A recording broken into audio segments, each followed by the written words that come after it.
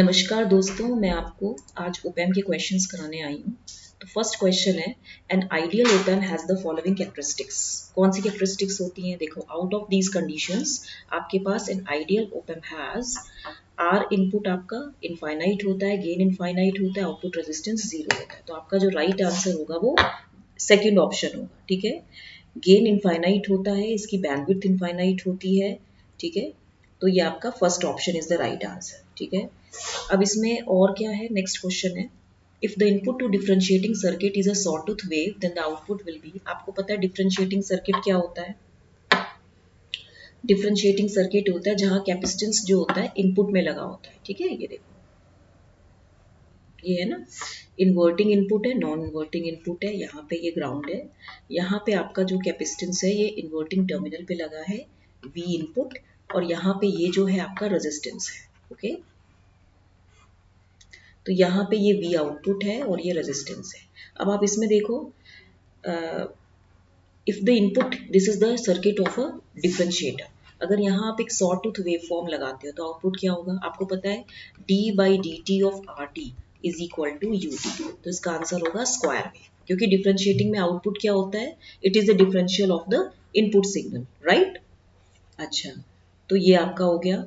ठीक है, यानी कि इसका जो answer V output equal to minus, आपने पढ़ा भी होगा कि इसका जो minus R C into D V input upon D T, ये सब आपको पता है। नेक्स्ट क्वेश्चन है, consider the non inverting amplifier circuit of figure given below, the close loop voltage gain is.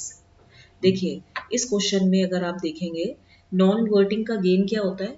It is 1 plus R F upon R input. This is your feedback resistance, this is your input resistance. तो ये कितना हो जाएगा? 1 plus 30 के upon 2, तो ये हो जाएगा आपका 15। तो दिस विल बी 16। तो आंसर आपका क्या आएगा? 16। ये क्या आएगा? 16 होगा। ठीक है, अब नेक्स्ट क्वेश्चन है आपका fourth question, which of the following statements about the opamp differential amplifier is incorrect.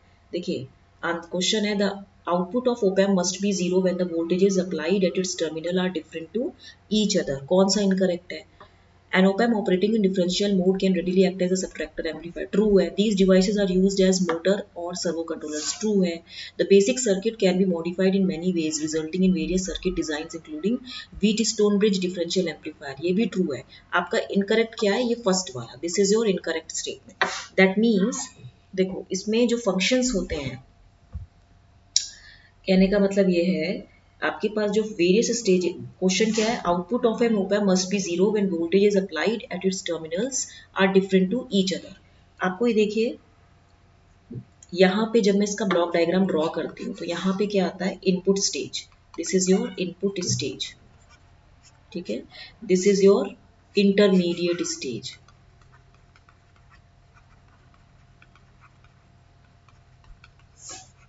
ठीक है, this is your level shifting stage, this is your level shifting stage, and this is your output stage. यहाँ पे ये जो last stage है ये output stage की होती है, राइट। ये आउटपुट स्टेज होता है।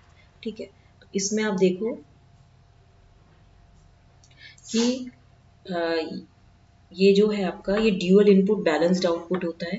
This is your dual input balanced output, this is your dual input unbalanced output, this is your common emitter common source, level shifting common emitter और common source होता है। ये complementary symmetry class B push pull amplifier होता है, push pull amplifier होता है। ठीक है, यहाँ पे ये आपका होता है नॉन इन्वर्टिंग इनपुट और ये होता है आपका इन्वर्टिंग इनपुट। तो ट्रांजिस्टर्स जो डिफरेंशियल एम्पलीफायर में होते हैं, they are chosen to be closely matched, ये आपस में मैचिंग ट्रांजिस्टर्स होते हैं। If both the transistors were matched in all respects, तो बैलेंस्ड आउटपुट आपका क्या हो जाएगा? जीरो हो जाएगा। And this is the important characteristic of a differential amplifier. It discriminates against common mode input signals. ये common mode input signals के against ही discriminate करता है. That means it refuses to amplify the common mode signals. तो आपका first option गलत option है कि जो आउटपुट आपका जीरो होना चाहिए अगर वोल्टेजेस डिफरेंट होंगे। कैसे जीरो होगा? आपको पता है ना, V I D is equal to V one minus V two होता है, तो कैसे जीरो होगा? नेक्स्ट है, decreasing the gain in the given circuit could be achieved by, देखिए,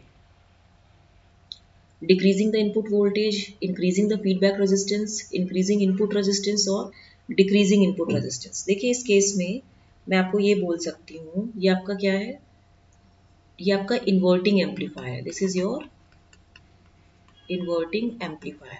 तो V आउटपुट हो जाएगा minus R F upon R input. तो ये कितना हो जाएगा, माइनस 200K अपॉन आर आई. ये आपका गेन हो गया.